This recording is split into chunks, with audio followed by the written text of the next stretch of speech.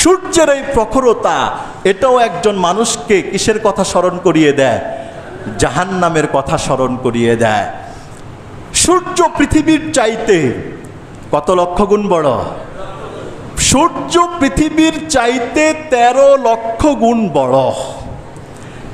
অথচ মনে হয় সূর্যটা আমার ঘরের শরীফ মেলামাইনের প্লেট দিয়ে ঢেকে রাখা যাবে। দেখতে কি এরকম মনে হয় কি হয় না? এত বড় সূর্য এত ছোট। বোঝা গেল সূর্যটা এত বড়, যত বড় সূর্য দূরত্ব তার চাইতে কোনো অংশে কম না। একজন বিশাল জিনিস যত দূর থেকে দেখবেন, এটা আস্তে আস্তে বড় হয়ে আসবে না ছোট হয়ে আসবে? ওই বড় জিনিসটাকে যত কাছ থেকে দেখবেন, ছোট হয়ে আসবে নাকি বড় হয়ে আসবে? বড় হয়ে আসবে। কত 13 লক্ষ গুণ বড় সূর্য পৃথিবীর চাইতে। কত দূরে সূর্য হলে সূর্যটা আমার আপনার চোখে কত ছোট মনে হয়? মনে হয় আমার বাড়ির ছাদের উপরেই তো সূর্য, ওটা যদি সেখান থেকে পড়ে যায় একটা বাক্সা দিয়ে ঢেকে রাখা যাবে না। পৃথিবীর চাইতে সূর্যটা 14 কোটি কিলোমিটার উপরে। সুবহানাল্লাহ বলে না? এটা তো বিজ্ঞানের আবিষ্কার, এটা তো আল্লাহ এভাবে বলে দেন নাই, বিজ্ঞান আবিষ্কার করেছে। পৃথিবীর চাইতে সূর্যটা 14 কোটি কিলোমিটার দূরে আছে।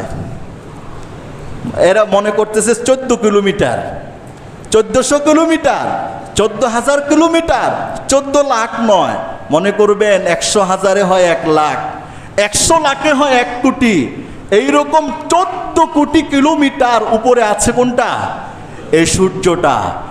এই সূর্যের 42 ডিগ্রি, 40 ডিগ্রি, 38 ডিগ্রি সেলসিয়াসের তাপমাত্রায় জনজীবন কাবু। হাসরের ময়দানে 50,000 বছর যখন হাসরের মাঠে দাঁড়িয়ে থাকতে হবে, তখন সূর্যটা এত উপরে থাকবে নাকি? কোথায় থাকবে? সূর্যটা এক বিগত মাথার উপরে থাকবে। আপনি এবার কল্পনা করুন, চোখ বন্ধ করে কল্পনা করুন, কোন জগতের বাসিন্দা, কোন জগতে যাচ্ছেন, কি হবে আমার আপনার জীবনের? এই জীবনটা কি এখনো গোছানোর সময় হয় নাই? আপনি একটু কল্পনা করেন, 7 শ্রেণীর মানুষ ছাড়া আল্লাহর আরশের নিচে আর কেউ ছায়া পাবে না। এই 7 শ্রেণীর মানুষ বাদ দিয়ে পৃথিবীতে যত বেঈমান, বেঈমানের তো প্রশ্নই আসে না। কিয়ামতের দিন 7 শ্রেণীর মানুষ ছাড়া কেউই আল্লাহর আরশের নিচে ছায়া পাবে না। কয় শ্রেণীর মানুষ? 7 শ্রেণীর মানুষ। তাহলে বোঝা গেল এই 7 শ্রেণীর মধ্যে বেঈমান আসার কোনো প্রশ্নই নাই। এই 7 শ্রেণীর মানুষ ছাড়া যত মানুষ থাকবে পৃথিবীতে, সবাই আল্লাহর আরশের বাহিরে থাকবে।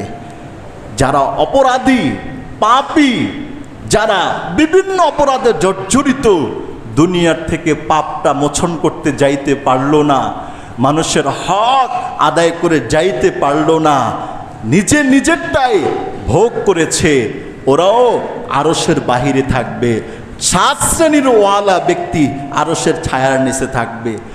50,000 বছর বিচারের অপেক্ষায় দাঁড়িয়ে থাকতে হবে। আরশের নিচে যারা থাকবে 50,000 বছর তাদের কাছে 50 সেকেন্ডও মনে হবে না। আর যারা আরশের বাইরে থাকবে 50,000 বছরের প্রত্যেকটা সেকেন্ড তার কাছে এক এক কোটি বছরের মতো মনে হবে। ঠিকটা বেটি কথা বলেন না? এটা কি গল্প বললাম নাকি হাদিসের কথা বললাম? আপনি এবার একটু চিন্তা করেন না, হায় হায় এত উপরের সূর্য মাথার 1 বিঘত উপরে আসবে। আমি তাহলে 7 শ্রেণীর মানুষ হওয়ার জন্যে আমি আপ্রাণ চেষ্টা আমাকে আপনাকে করতে হবে। আমি আজকে ওই 7 শ্রেণীর মানুষের কথা বলবো না, নতুবা আমার আলোচ্য বিষয়ের ধারা ছুটে যাবে। সূর্যের কথাটা আমি আপনাকে বুঝাইলাম। এই সূর্যের প্রখরতাও একজন মানুষকে জাহান্নামের কথা স্মরণ করিয়ে দেয়।